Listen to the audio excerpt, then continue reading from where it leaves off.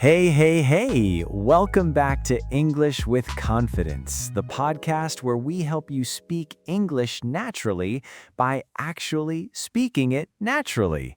I'm Pedro. And I'm Gabby. And if you are brand new here, welcome, welcome, welcome. We are so happy you found us. Whatever you're up to right now, we are here to help you level up your English one episode at a time. And today's topic, Gabby, I think people are going to love this one. Oh, I love today's topic so much. Pedro, tell them what we're talking about. Okay, so today we are talking about how to break the ice. Specifically, when you see someone you like and you want to go and talk to them. That terrifying, wonderful moment. Yes, the most nerve-wracking situation in human history, possibly. Possibly. I have given presentations to hundreds of people, and somehow that feels less scary than walking up to someone cute at a coffee shop. Huh, right? Why is that? It makes no sense, but it is completely true. Okay, but before we get into all of that, let's actually talk about this phrase, break the ice. Because if you're learning English, you might be hearing that and thinking, ice? What ice? Are we talking about a frozen lake? Haha, no frozen lakes involved, I promise. So, break the ice is an idiom. And an idiom, just to be clear, is a phrase where the words together mean something completely different from what they literally say. Exactly. So when we say break the ice, we mean to do or say something that helps people feel more relaxed and comfortable, especially when meeting someone for the first time. You're easing that initial awkwardness. Right. Think of it like this. Imagine a room full of strangers. Everyone is a little stiff, nobody's talking yet, and the whole atmosphere feels frozen. Then someone cracks a joke or asks a fun question, and suddenly everyone relaxes. That person just broke the ice. And when it comes to approaching someone you're attracted to, breaking the ice is that very first move, the first thing you say or do to get a conversation started. And it can feel absolutely terrifying. Like you spot someone across the room and you just freeze. No pun intended. Ha! The ice freezes you before you can break it. Okay, so let's get into the real stuff. Let me talk about this from a guy's perspective, because I think a lot of men and a lot of learners can relate to this experience. Okay, so you see someone you're attracted to, and suddenly everything you know how to say in any language just evaporates. Your brain goes completely blank. And so what a lot of guys do in that moment is they try to play it cool.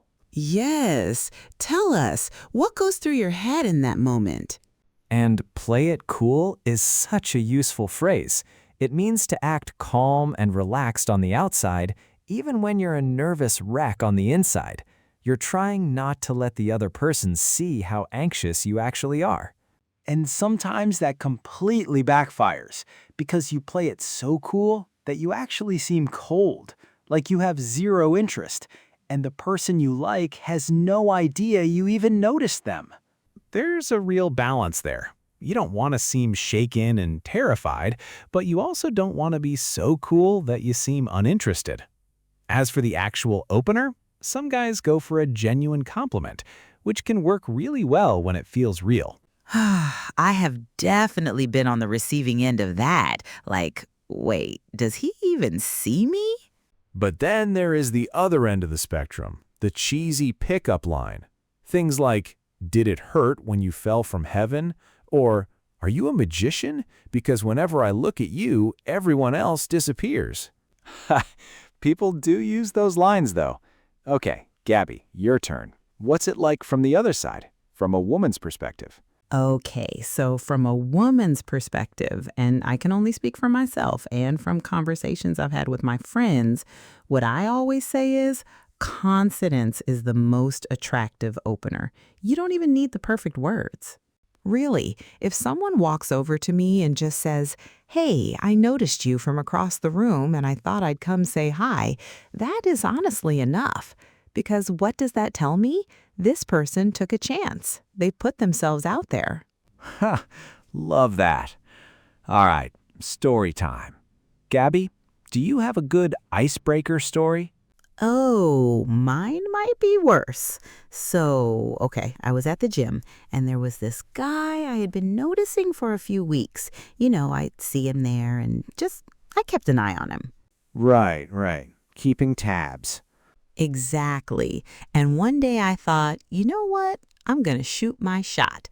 And shoot your shot, that's a phrase that means to go for it, to try even when you're not sure of the outcome, like taking a shot in basketball. You might miss, but you can't score if you never even try. Great phrase. So you shot your shot. What happened? So I walk over to him. I am feeling confident and ready, and I point to this metal frame thing near him, and I say, "Hey, could you show me how to use this machine?"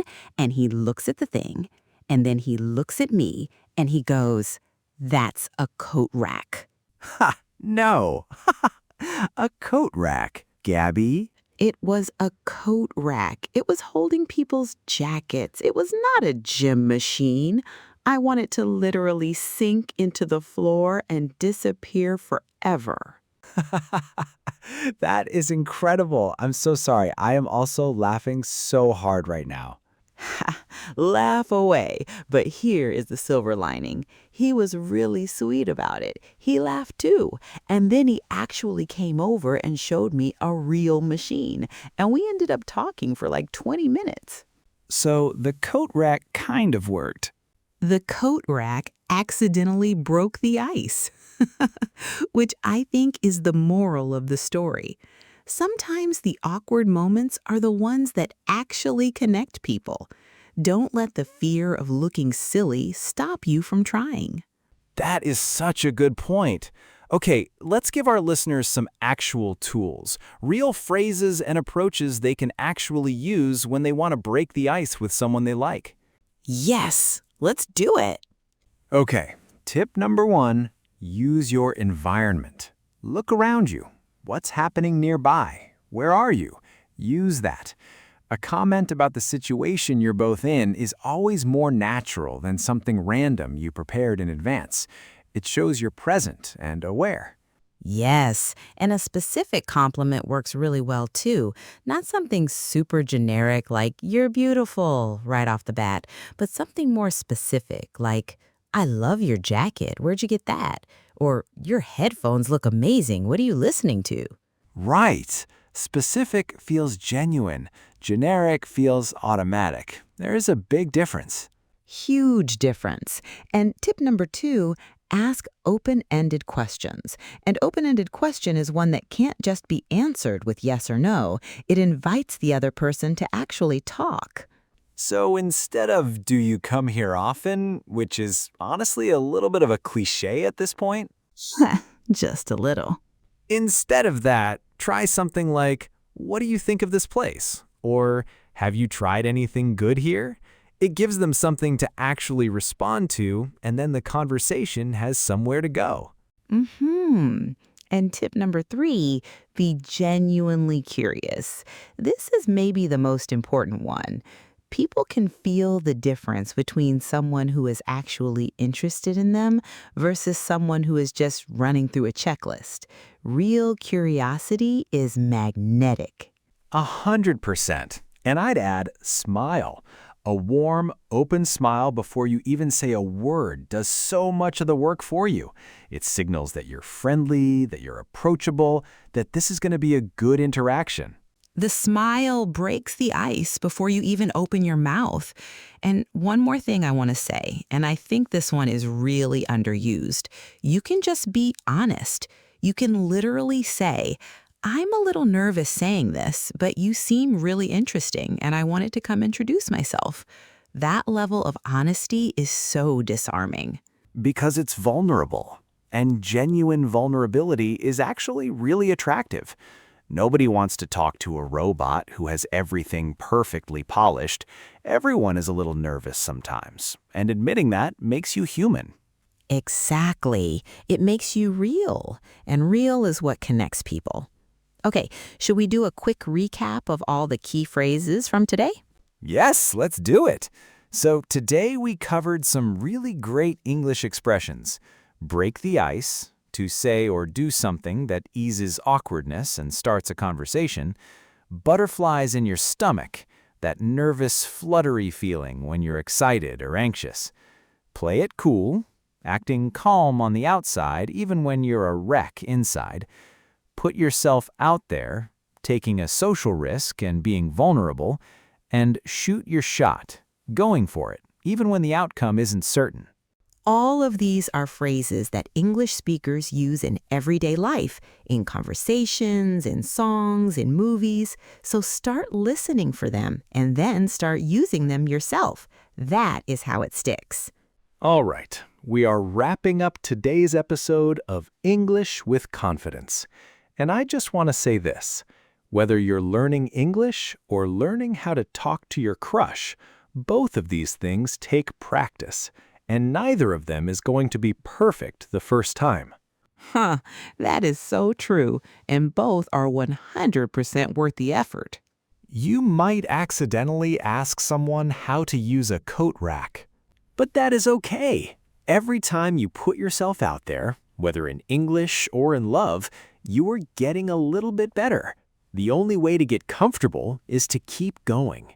I love that. And to everyone listening, wherever you are in the world, thank you so much for spending this time with us today. We genuinely love making this show for you, and we hope it made your day just a little more fun. If you enjoyed this episode, share it with a friend who's learning English, and leave us a comment.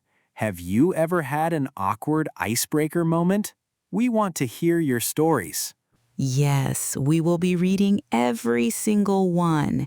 And until next time, be confident, be curious, and go break some ice out there. See you next episode, everyone. Take care.